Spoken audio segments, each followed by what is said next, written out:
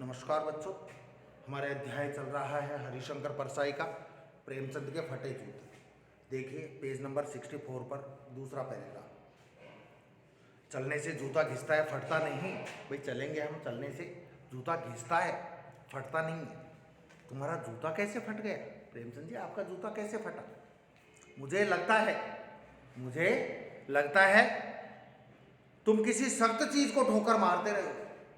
कोई कठोर चीज है उसके ठोकर मारते रहे तो वो ठोकर मारने से तुम्हारा जूता फट गया। कोई चीज जो परत पर परत सदियों से जम गई, उसे शायद तुमने ठोकर मार मार कर अपना जूता फाड़ लिया।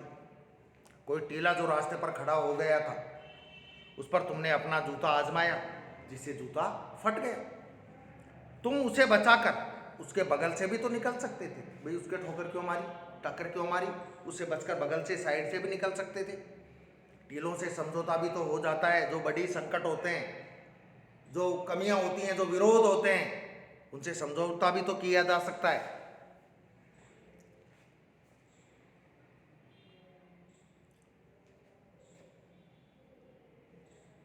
सभी नदियां पहाड़ थोड़े ही फोड़ती हैं। नदी आती है, रास्ते में पहाड़ आ जाता है तो सारी नदियां पहाड़ को थोड़ी तोड़ देती हैं।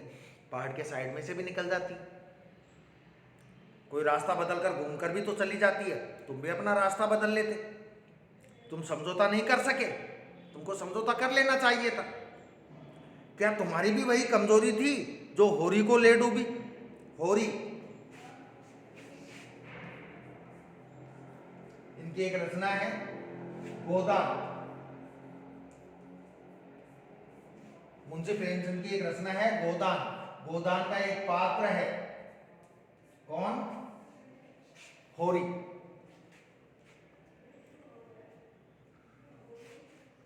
जो होरी को ले डूबी, नेम धर्म वाली कमजोरी। भाई नियम धर्म कर्म तो माने ही, और वही उसी के कारण होरी पर संकट आया। वही तुम्हारी कमजोरी थी क्या? नेम धर्म, उसकी भी जंजीर थी। मगर जिस तरह तुम मुस्कुरा रहे हो, उससे लगता है शायद नेम धर्म तुम्हारा बंधन नहीं था, तुम्हारी मुक्ति थी। नियम धर्म से तो तुम मुक्त थे, कोई और ही तुम्हारी कमजोरी थी। तुम्हारी यह पाँव की उंगली मुझे संकेत करती सी लगती है। तुम्हारे पैर की उंगली मुझे एक संकेत कर रही है, एक इशारा कर रही है। जिसे तुम घृणित समझते हो, उसकी तरफ हाथ की नहीं, पाँव की उंगलियों से इशारा करते हैं। भाई जिसे अपना जानते हो उसको तो इशारा अंगुली से कर सकते हो, हाथ की उंगली से। लेकिन जिसे तुम घृणित समझते हो, जिससे तुम नफरत करते हो, उससे हाथ की नहीं, पाँव की उंगलियों से इशारा किया जाता है। शायद तुम वो ही कर रहे हो। तुम क्या उसकी तरफ इशारा कर रहे हो जिसे ठोकर मारते मारते तुमने जूता फाड़ लिया? मैं समझता हूँ तुम्हारी अंगुली का इशारा भी समझता हूँ, और यह व्यंग्य मुस्कान भी समझता हूँ। तुम मुझ पर या हम सभी पर हंस रहे हो। प्रेमचंद जी ऐसा लगता है या तो आप मेरे पर हंस रहे हो या मेरे जैसे अन्य लोगों पर हंस रहे हो। उन पर जो उंगली छिपाए और तलवे घिसाए चले जा रहे हैं, कि जो उंगली को तो छिपाए हुए हैं और तलवे जिनके घिसे हुए हैं। यानी जूता पहनकर चले हम, जूता ऊपर से फटा हुआ कोई दिक्कत नहीं है, तलवा यदि घिसा हुआ है तो चलने में भी दिक्कत आएगी। तो हमारे जैसों पर हंस रहे हो, जो हम दिखावा करने वाले हैं। उन पर जो टीलों को बराबर बरकाकर बाजू से निकल रहे हैं, जो टीलों को छोड़कर उसके एक तरफ से बाजू से, साइड से निकल रहे हैं, उन पर हंस रहे हो। तुम शायद हमसे ये कह रहे हो मुस्कुराकर, मैंने तो ठोकर मार मार कर जूता फाड़ लिया, उंगली बाहर निकल आई, पर पांव बच रहा। लेकिन मेरा पांव बच गया और तुम्हारा जूते का तलवा ही टूट गया, घिस गया। तो तुम्हारे से अच्छी स्थिति तो मेरी है, पर पांव बचा रहा, मैं चलता रहा। मगर तुम उंगली को ढांकने की चिंता में तलवे का नाश कर रहे हो। तुम्हारी उंगली नहीं दिखनी चाहिए, चाहे तलवा खत्म हो जाए, घिस जाए, टूट जाए। तुम चलोगे कैसे, आगे कैसे बढ़ोगे? मैं समझता हूं, मैं तुम्हारे फटे जूते की बात समझता हूं, उंगली का इशारा समझता हूं, तुम्हारी व्यंग्य मुस्कान समझता हूं। बच्चों ये चैप्टर हो गया है, इसके क्वेश्चन करने हैं। पहला, दूसरा, तीसरा, चौथा, पांचवा, छठा। पहला, दूसरा, तीसरा, चौथा, पांचवा, छठा।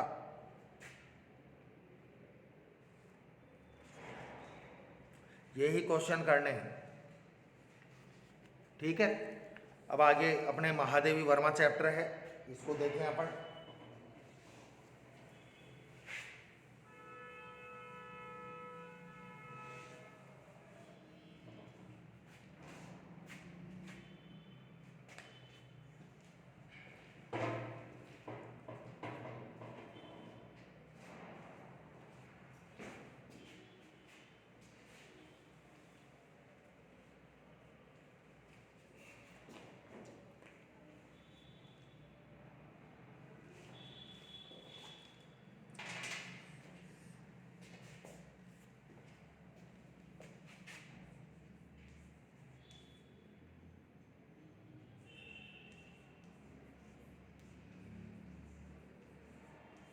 इनका जीवन परिचय देखेंगे।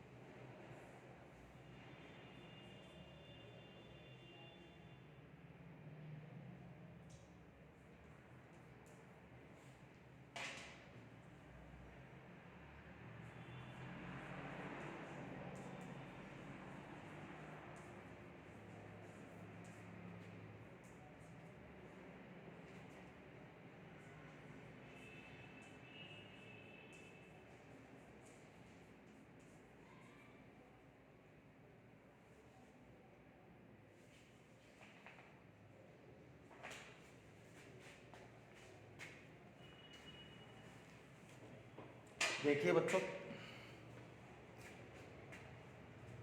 महादेवी वर्मा का जन्म 1907 में हुआ। महादेवी वर्मा का जन्म 1907 में हुआ और इनका निधन, इनकी मृत्यु 1987 में हुई। इनका जन्म स्थान फर्रुखाबाद उत्तर प्रदेश में हुआ था और इनकी शिक्षा महिला विद्यापीठ प्रयाग में हुई थी। वैसे बचपन में महादेवी वर्मा एक क्रिश्चियन स्कूल में भी गई थी, ईसाई स्कूल में, और बाद में उनको महिला विद्यापीठ में एक कॉलेज में भी एडमिशन करवाया था इनका। प्रमुख रचनाएं, उन्होंने काव्य लिखे हैं निहार, आप ये मत सोचना गलत लिखा हुआ है, बिल्कुल सही है। रश्मि, नीरजा, यामा, दीपशिखा, अतीत के चलचित्र, स्मृति की रेखाएं और निहार, एक मिनट, उनके काव्य हैं निहार, रश्मि, नीरजा, यामा और दीपशिखा, ये तो उनके काव्य हैं। इसके अलावा अन्य रचनाएं अतीत के चलचित्र, स्मृति की रेखाएं, पथ के साथी और श्रृंखला की कड़ियाँ, ये इनकी और रचनाएं हैं। इन्होंने काफ़ी कुछ कहानियाँ भी लिखी हैं जिनके बारे में हम कल चर्चा करेंगे। आज के लिए इतना ही, धन्यवाद।